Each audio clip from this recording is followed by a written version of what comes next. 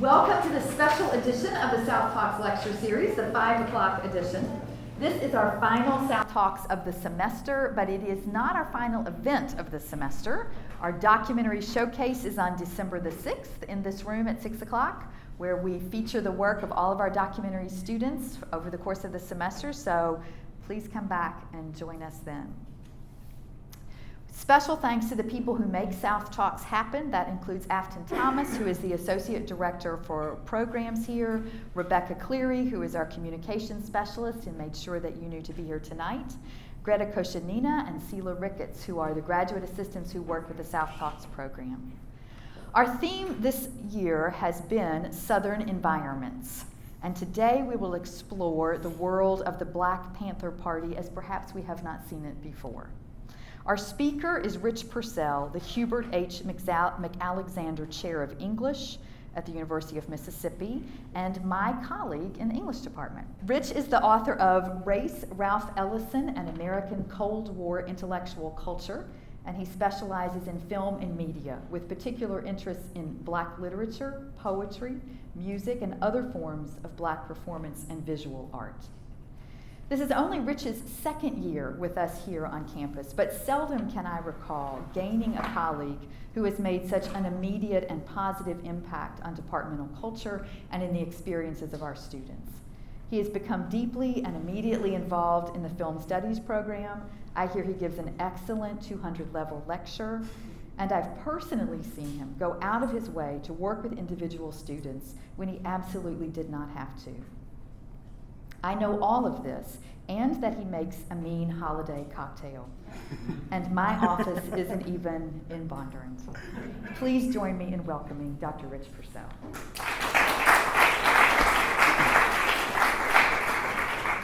Thank you for that amazing introduction. Thank you all for being here this evening. Katie, Afton, you're amazing colleagues, and I'm so thankful that you invited me to give a talk this evening.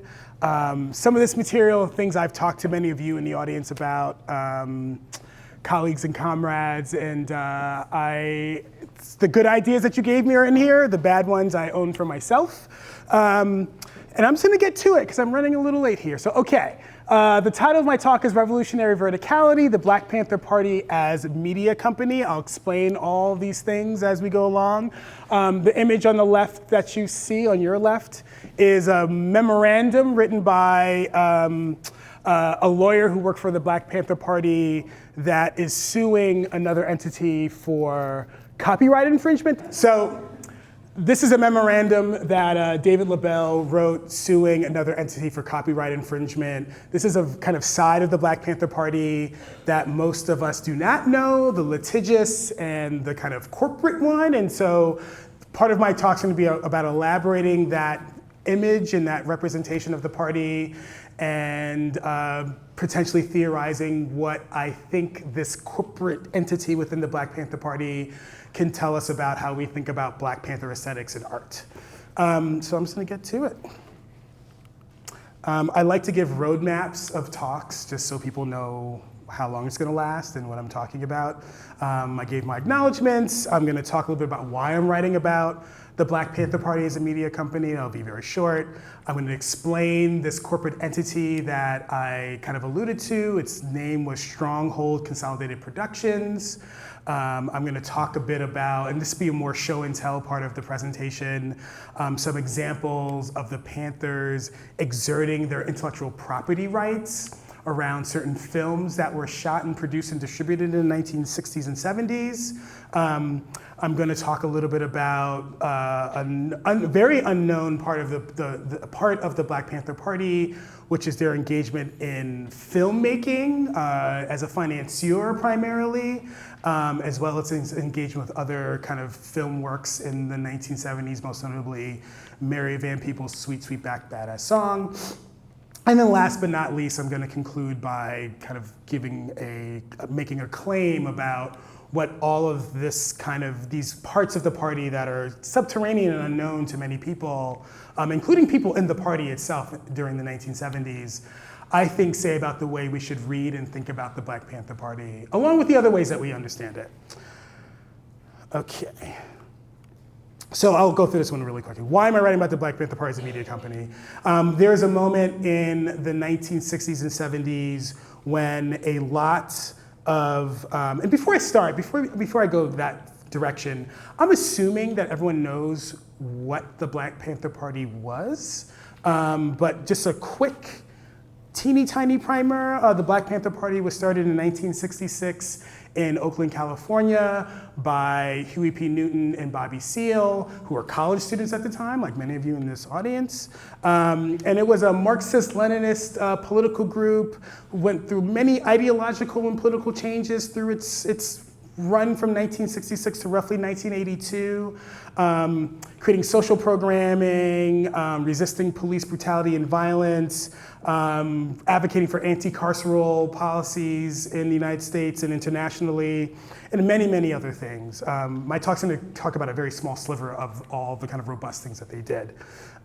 So anyway, so in the 1960s, there was a kind of expanding consumption of left movement cultures, and what I mean by that is a lot of left progressive groups were publishing books, they were making albums, some of them were involved in filmmaking, and there was a public demand and interest in these works, these artworks, some of them were entertainment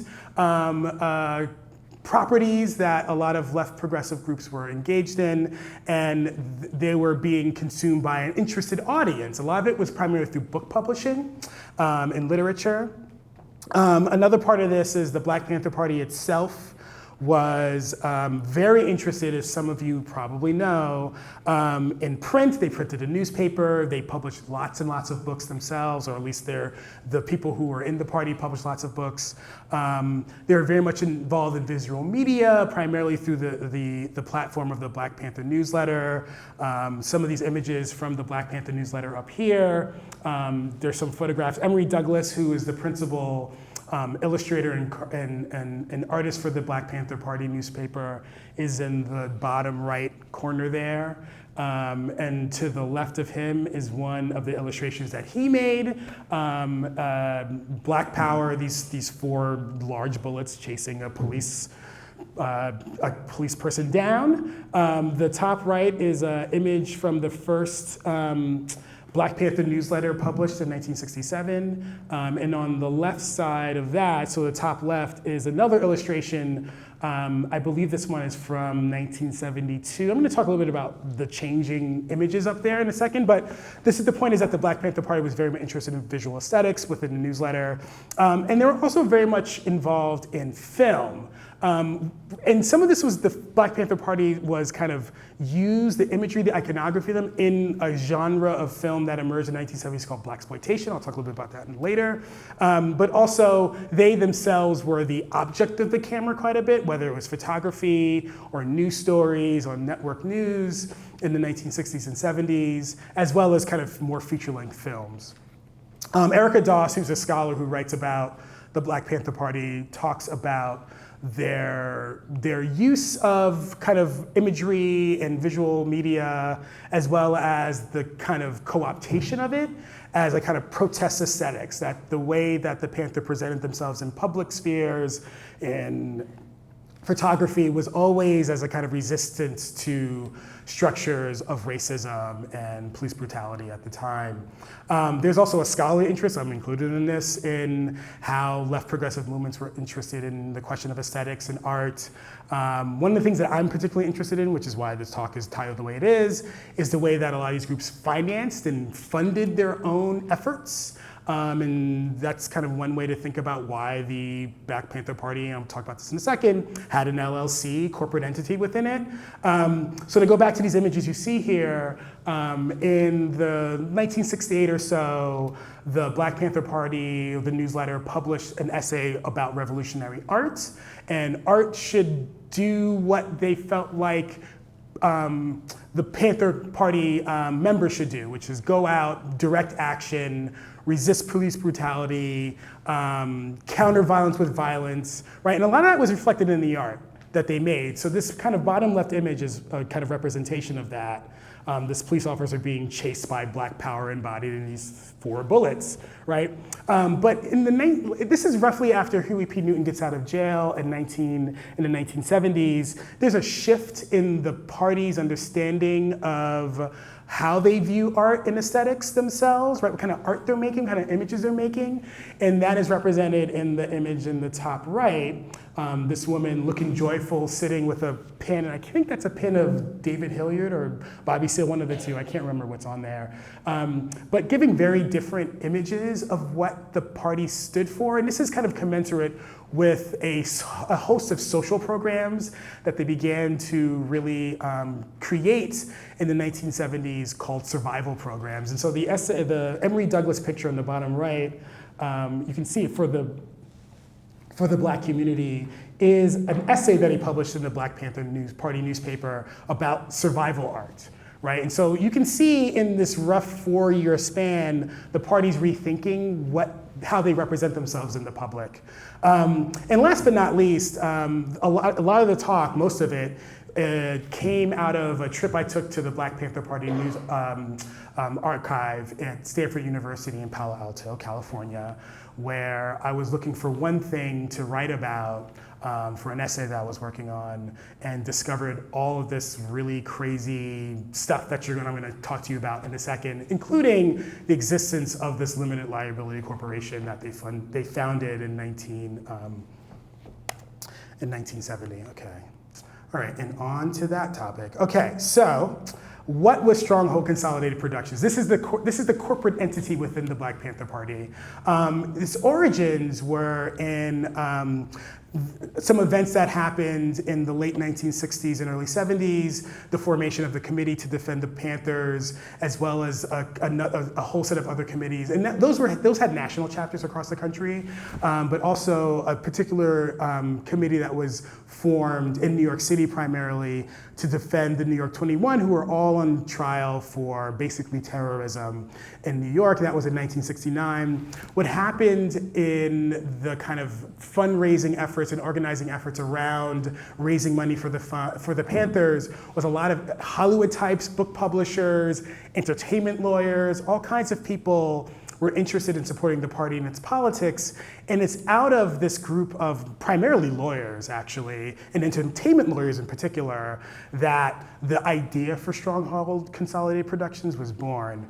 It was a fusion of New York book publishing kind of folks at the time, as well as the emergent New Hollywood. So Burke Schneiderman, some of you may or may not know who this is, a very famous, or at least in the 70s, film producer, was a very, very active and important part of the Black Panther Party as in terms of financial support. A lot of these folks kind of began to not only give the party money, but began to kind of suggest to them that maybe they need to think about how to manage their finances and beyond. And so this is where Stronghold kind of emerges out of. It was incorporated in New York City, and during the Q&A, if we have time, I can talk about why in New York. It's September 22nd, 1970, and it was basically defunct by 1978, although it was kind of already on that path of no longer being operational, probably around 1974, 75. Andrew Fernley, who is the one scholar who actually has written about Stronghold. At first I thought I'd discover something no one else found, and then I was wrong, but it's fine. I'm totally okay with that. But it's actually helped me to navigate this. I mean, I have thousands and thousands of pages of documents that I'm trying to get through. But he wrote about them, so it's been very helpful as a scholar to kind of see someone navigate this vast kind of amount of documents. Describes the Stronghold as an efficient, centralized entity for the receipt of all income generated by book deals, television appearances, campus talks, films, and similar activities. Gives you a sense of the scope of how much kind of activity the Panthers were involved in, not just their political activity, but also their appearances in media primarily. And so Stronghold was created to help them manage all of this, the income and the money and the other kinds of problems that sometimes came up out of their media appearances. The Stronghold Consolidated Productions led to a lot of a reorganization of the Panther Party. I kind of talked about that a little bit with this kind of change from their political stance in the late 1960s into the 1970s, the development of all these social programs that were very important to this new phase of the Black Panther Party, which was getting more involved in electoral politics, especially in the 1970s, creating a lot more social programs. But it led to a kind of massive reorganization of the party, primarily in Oakland, where it was headquarters. And I can talk more about this, but it led to lots of tensions with other chapters of the Black Panther Party. And I'll just say this really quick, because I might not get back to it. Part of those tensions were because this corporate entity, Stronghold Consolidated Productions, was headquartered in Oakland, and it wasn't a revenue sharing entity. Like, they weren't sharing whatever profits and other things that they were getting with other chapters. And so you can imagine that causing, in fact, the other chapters knew about it. And again, in the archive, there's lots of like beef between the people who led these chapters and Huey and the people in Oakland. Andrew Fernley's article, which is amazing, helped me kind of think about the archive as a coherent, kind of navigatable body of documents. His essay that he wrote about this is primarily about literary properties. And he makes the claim in his article that like it's through literature that we can see the most how the Panthers were understanding their kind of use of finances. What I'm going to talk about today, and I kind of have the evidence to back it up from the archive, is that actually it's film and media that's really, and film in particular, that was the kind of first instantiation of how Stronghold began to understand its role in the Black Panther Party and what it was used for. And that was primarily around copyright protection. And I'm going to now talk a little bit more about that. So I'm going to go through these slides pretty quickly, if you can see them. So I'm going to go through a series of slides that are going to kind of illustrate how the party kind of enforced its copyright. So this is, and I'm sorry it's cut off, but this is the movie poster for a film about Eldridge Cleaver, who was another affiliate of the Black Panther Party.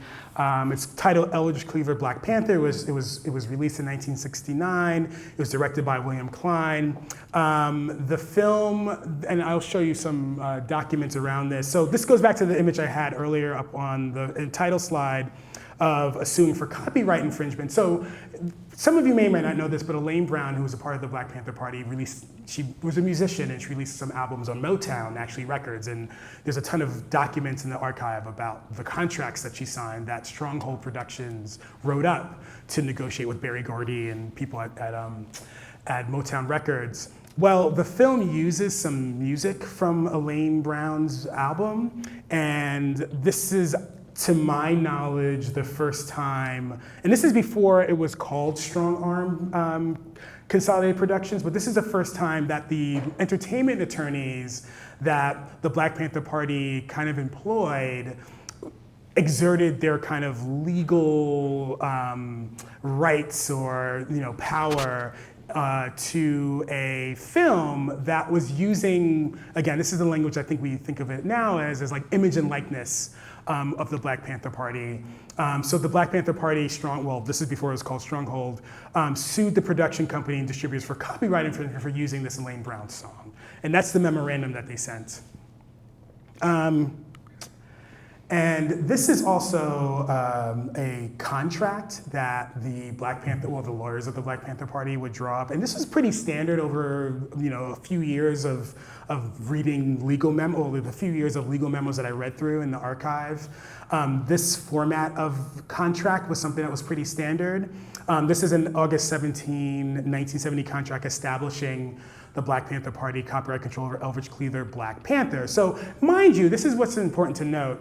The Black Panther Party would basically approach people that they knew were making films about them and say, we want to draw up a contract where we would get a certain percentage of sales or certain points on ticket sales and so on and so forth. And because of the kind of like political sympathies a lot of these production and distribution companies would have with the party, they would acquiesce, even though in a very technical sense, they really had no rights to any of the artworks or films that these companies were making, right? The Black Panther Party wasn't bankrolling them, they weren't writing scripts right? They were just asserting a kind of right precisely because they are being filmed, right? So you can see some of this up here. Some of it's cut off, but because I don't want to sit here and have us read legal memos all afternoon, or all evening. But you can see here some of the language about what the party was asserting. Because in this end, as long as someone's willing to sign a contract, like it's binding, right? And so it talks about the amount of money paid at the execution of the agreement. After the distributor has recouped its original outlay of $60,000, they're going to pay the party certain things. So this is a kind of revenue stream that, I'm thinking about Andrew Furley's article again, but others who kind of talk about, there's a really good book about the Black Panther Party that talks about how they generated income through grants and fundraising and bonds. But this part of it, this kind of revenue through copyright, is something that isn't really talked about. It wasn't super significant, but it was there.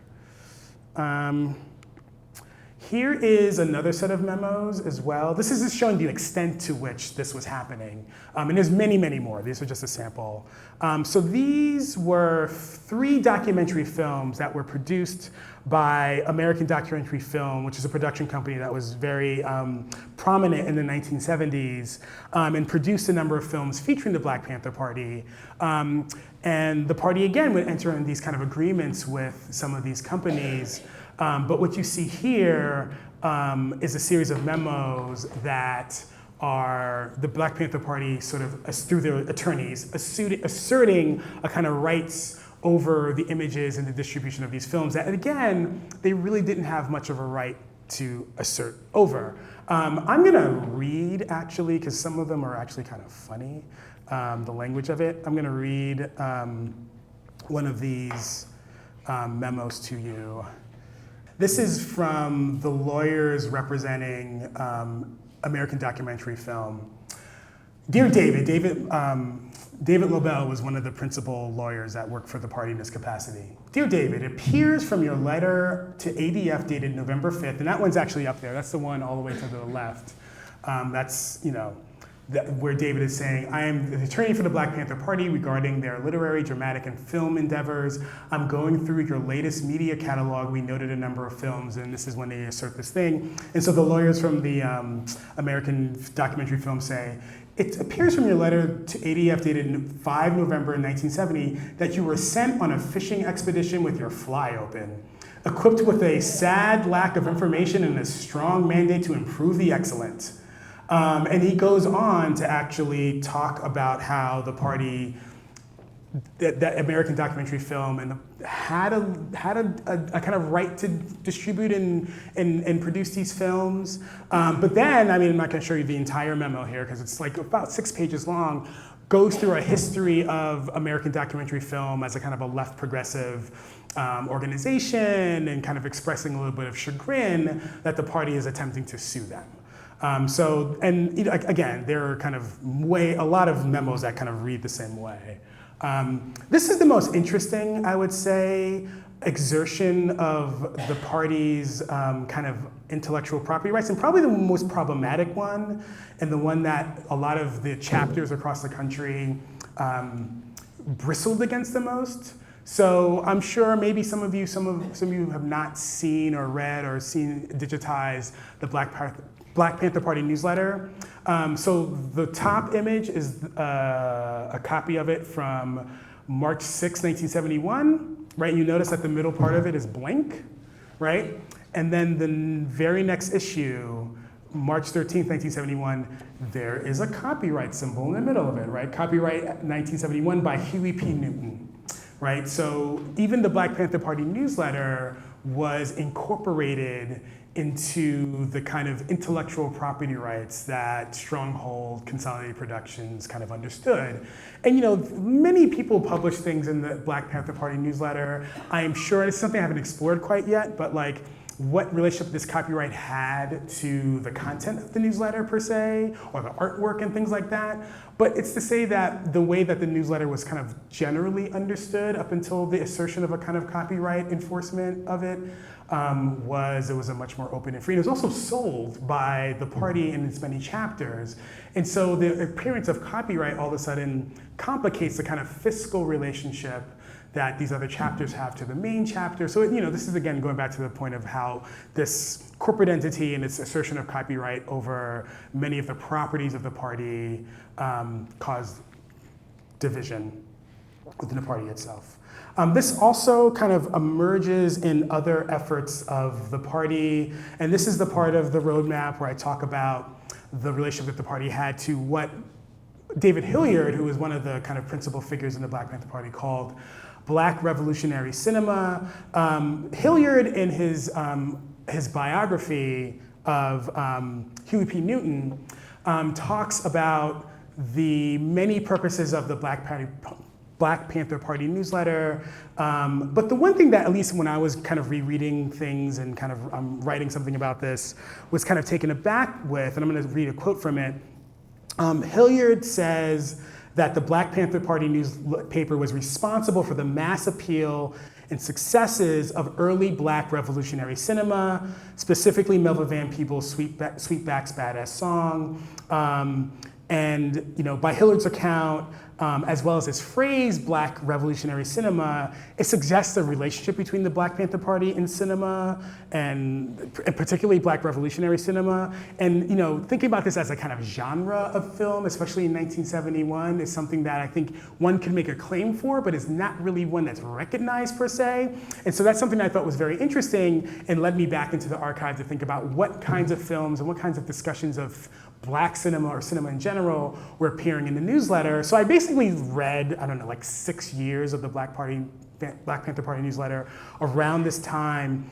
And there are very few, I can get more into it in the Q&A, but there are very few instances of the party promoting Black films in particular. There was one issue, this is the 1972 issue of the Black Panther Party newsletter, which was critiquing and talking about the protests against Blaxploitation.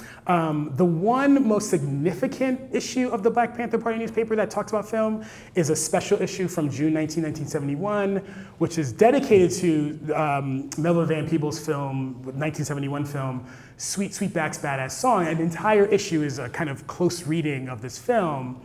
What's interesting, though, about this is what's not in the Black Panther Party newsletter. So, and this is an advertisement, the image on the bottom, for the murder of Fred Hampton, and this is from an October 4th, 1971 issue of the Black Panther Party newsletter. What's interesting about this advertisement is that the party actually helped finance this film. And what's interesting about it is that there isn't the kind of push to kind of promote it in the way that the party dedicated an entire special issue to Sweetback. I'm going to talk a little bit about why that is, I think. But this is to say that there isn't much in the newsletter that talks about Black revolutionary cinema, but the things that do appear are kind of interestingly intertwined. So this is, again, thinking about contracts. This is just a show and tell slide. This is a contract that Mike Gray, who is the actual director of the murder of Fred Hampton, kind of a contract and an agreement he entered into with Stronghold Consolidated Productions regarding the film known as the Fred Hampton film, and it eventually is titled The Murder of Fred Hampton. As you can see, I'm not going to read too much of this.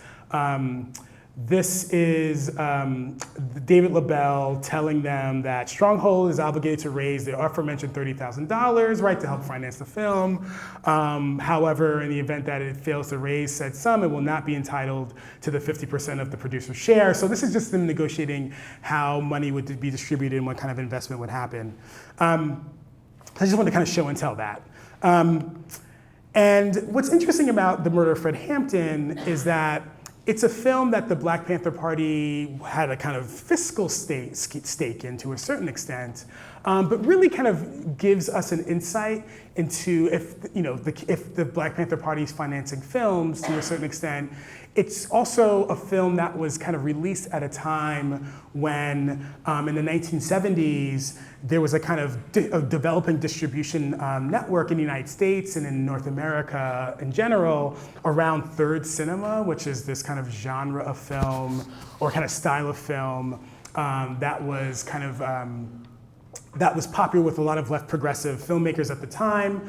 And a lot of that kind of third cinema style of film, and this is also based on a film by Octavio Gattino and Fernando Solanas, this 1968 film that they made called The Hour of the Furnaces, that the Black Panther Party, Mike Gray, and people who are help financing this film understood. This is the one moment where you can say, okay, well, there is a kind of network of revolutionary cinema that the Black Panther Party is interested in engaging in. And Murder of Fred Hampton is a film that was oftentimes screened and shown with these third cinema films. The images I have up here are of a film series that was in Berkeley, California, that Murder of Fred Hampton was screened at, but also other films that were kind of more kind of specifically associated with a third cinema were involved in. This is a neat little archival gem I found all the way to the right. It's a direct invite from Todd Lundy, who ran this film series, to Huey P. Newton to come see The Hour of the Furnaces, right? And so like, these are the kinds of like interesting direct connections that as a scholar, I'm kind of like, yes, finally, like I can kind of make a claim and here it is. And so the Murder of Fred Hampton, and there's a lot more to say about like how that film was also received and reviewed in the United States and how certain scholars and other people saw the Murder of Fred Hampton as whether or not it was a part of a revolutionary film as a genre. But the point is that there are these direct relationships that the archive and some of these documents revealed, and whether or not the party wanted it to be associated with that is a different story, but it was, regardless, I would say. So this is a couple of things I found in the archive as well that indicate, and this is a year later. The film was released in 1971. Here's an invoice on the left of the film rentals, and this is showing like the kind of boring memo-driven stuff that's a part of the work of this of Strongarm Consolidated Productions that the party was involved in, and some of the kind of revenue that was either spent or gotten, or some of the money that was being spent. On the right is a very fascinating memo that's from Mike Gray, which is lamenting how people don't come to see this movie, right? I'll read the third paragraph. As you can see, our efforts have not been very successful, but I think Martin will agree that it's not because we didn't try. We had 29 preview theater screenings in New York alone, trying to interest theater owners and distributors there, but only one theater, the Elgin on 8th Avenue, I have some archival stuff about that, wants the movie, and they only want it for 1 week. We have had no luck at all with the theater owners in Harlem or other black neighborhoods in New York or elsewhere. They all tell us they're interested in action films like Shaft, and they feel that our film is too depressing to attract a big audience. So, as much as the party is kind of helping finance this film, and the film, is about Fred Hampton, who was murdered by the Chicago police, and the Panther Party itself, very much kind of rallied around Hampton's death. And that's partly why this movie they helped kind of support this film.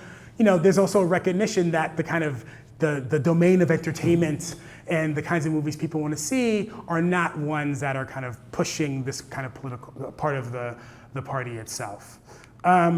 So I'm getting to the end, so I'm gonna wrap up soon here.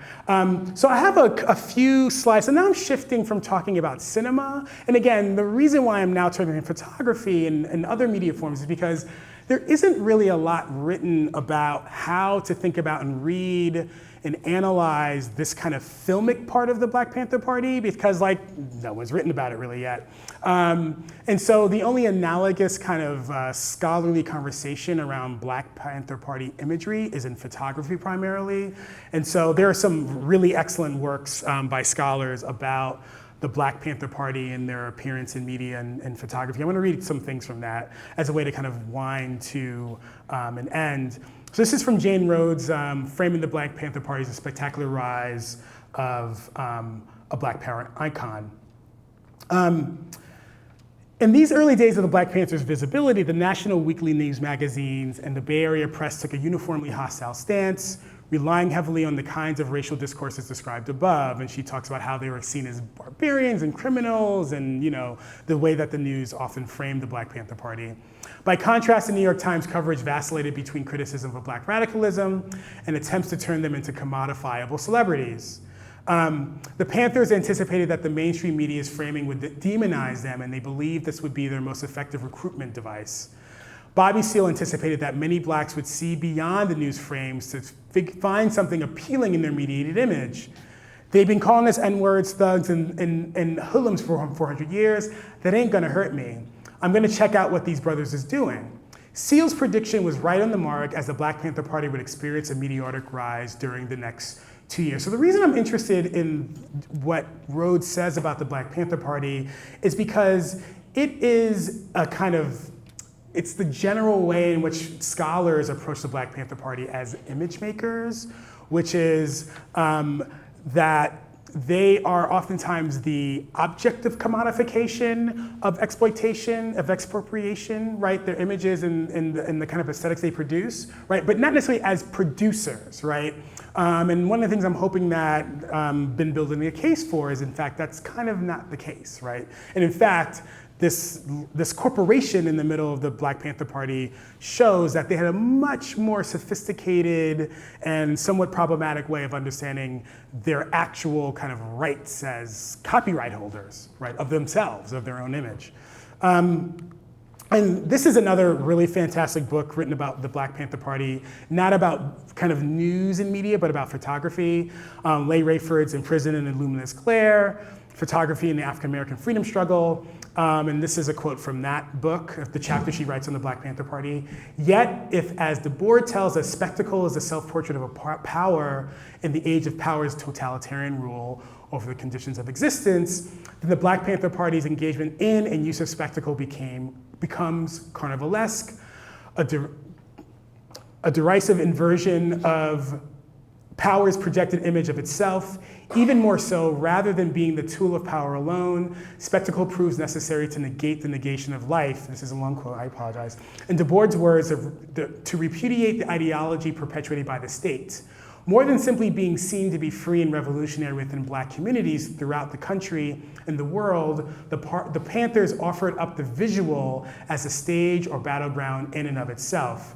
In this sense, then, insurgent visibility proved itself not merely an unspoken tactic of the Panthers, but emerged from a negotiated set of historical processes, from a lengthy past of state counterinsurgency that worked to eviscerate Black subjectivity by controlling its visibility, while also erasing its own performative or spectacular work to render Black communities voiceless, powerless, and marginalized.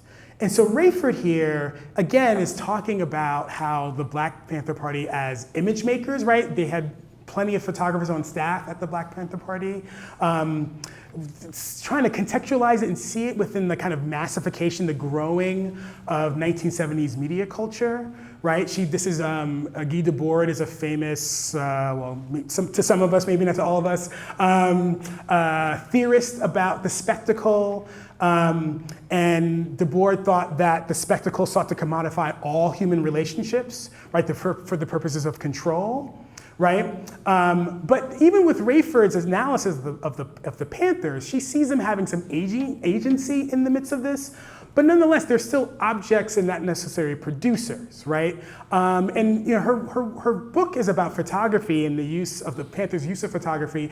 And I would also kind of say that, and this is not so much the case with Rhodes, but Rayford treats the Panthers' photography and these images that they would produce as kind of art, right? Things that are not part of a market, not commodities themselves, but things that were ultimately commodified, right? And so like, an example of this, and these are two of these images, the one on the left and the one on the right, are both images that Rayford talks about in her book, right? It's the famous picture of Huey P. Newton sitting on a chair with a spear and a rifle, right? She talks about the production of that image, right, which was used as propaganda by the party, as a recruitment tool, right, throughout Oakland and throughout the country and world, more than likely.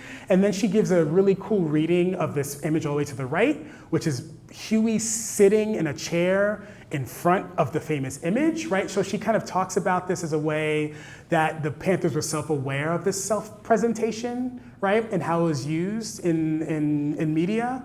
The image in the middle is something that like I inserted into this. This is from an issue of the Black Panther Party newsletter, where the party, this is from August 1st, 1970 issue of the Black Panther Party newsletter, of the Panthers selling these images, right? So there are posters, they're selling albums, right? There's buttons on the bottom, right? All books, right? So like on the pages of the newsletter itself, and most of this was just for fundraising, right? The one thing that's missing, I'm kind of asserting here, which I think is kind of an obvious point, is that Rayford and Rhodes don't think about the party as producing commodities, producing things for competition in a marketplace, right? And again, because of the existence of this corporation, it gives a very different sense of what it means for the party to sell things, especially when they have copyright over a lot of it. Sorry, I keep pressing wrong buttons. To emphasize this point, this is a memo in the middle from March 15, 1972. It's written right there. I don't know why I even did that. Which is a memo that I'm sure Huey asked Gwen Fontaine to write to Bert Schneiderman. Remember, Bert Schneiderman is this Hollywood producer that was very much a part of the kind of helping the party out financially, about planned but eventually unrealized Black Panther Party films based on literary projects. So we're kind of doing a little bit of a full circle here thing where Andrew Fernley's article was about the Panthers' literary pursuits, but this memo talks about how the party was and none of these films ever happened, but they were also interested in turning these books into films, right? So in the memo, it's, there's no copyright over these things per se, but it's asking Bert to register titles for Soledad Brother, Blood in My Eye, Soledad, and Seize the Time, right? And so these are the kinds of works, the books themselves that Huey, I'm imagining, is referring to, which is George Jackson's Blood in My Eye, and then Bobby Seale's Seize the Time. Okay, so here goes the conclusion. So I'm going to return to the title of my talk. I'm going to try to wrap this up really quickly. One of the things I'm hoping that we kind of see, and I didn't emphasize as much as I probably should have, but that what revolution means to the party is shifting in this moment of the late 60s into the 70s, going from direct action, a kind of praxis based on direct confrontation, to a much more kind of investment in social programs, the free breakfast stuff and sickle cell awareness and lots of other things, electoral politics, but it also coincides with the creation of this corporation. Right?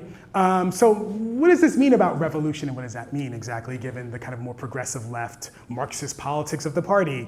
Verticality, which is kind of like a tongue-in-cheek thing I kind of threw in there, like, to be honest. But like, if anyone knows what kind of verticality is in terms of corporate arrangements, it's an arrangement in which the supply chain of a company is integrated and owned by that company, right? Usually each member of the supply chain produces a different product or market-specific service, and the products combine to satisfy a common need. And kind of thinking about this in relationship to a political party, especially one with its kind of left Marxist leanings, made me think about, like, well, how do we think about these objects, like these aesthetic objects that the party is producing? And so I turn to Wolfgang Fritz Haag, who is still alive. I think he's like in his 90s, I think, at this point, who's a German theorist and philosopher and political economist, who coined this term commodity aesthetics in the 60s and 70s. So it's actually kind of very contemporaneous with the Black Panther Party itself.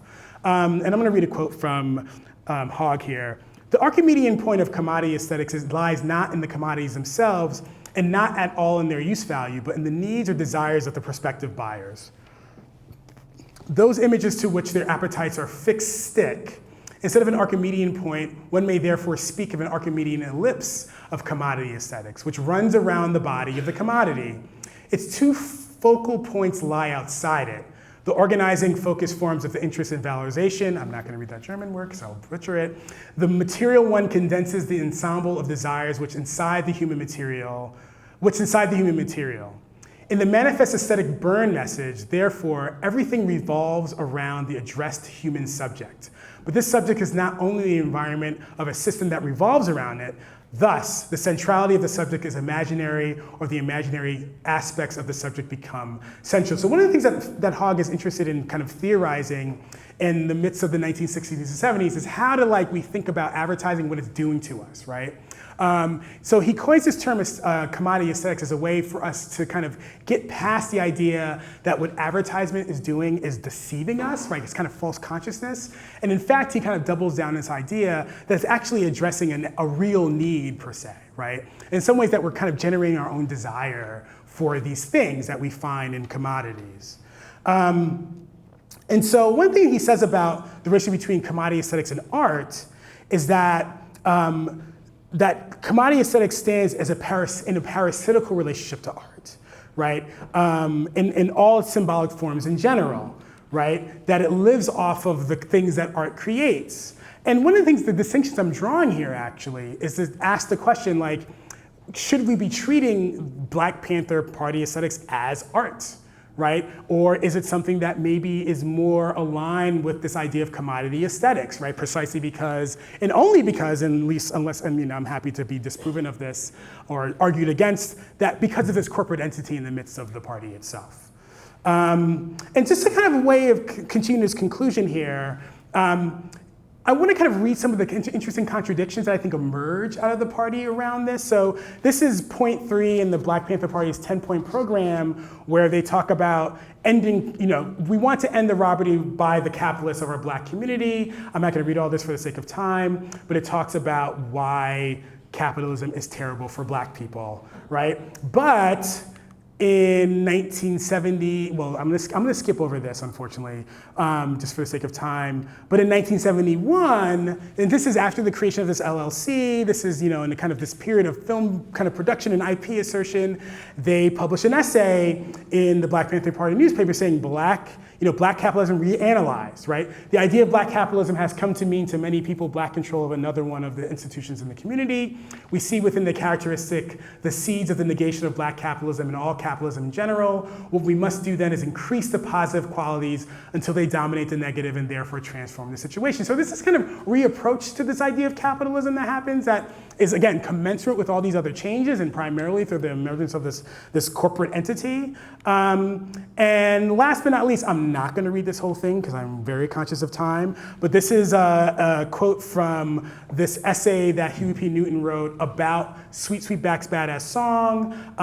The one line I will read here, which is kind of interesting, is at the bottom. He's talking about the popularity of the film, how the film is promoting a lot of the ideas that the Black Panther Party is interested in. And he says that the corporate capitalists would never let such an important message be given to the community if they were not so greedy. They are so anxious to bleed us for more profits that they either ignore or fail to recognize the many ideas in the film. But because we have supported the movie with our attention, we are able to receive its message, right? So he kind of talks about the film and how in some ways this is a kind the relationship that the community has to the film is in some ways getting a message that they wouldn't, that corporations would not give a Black community, right? It's because they're greedy for profits.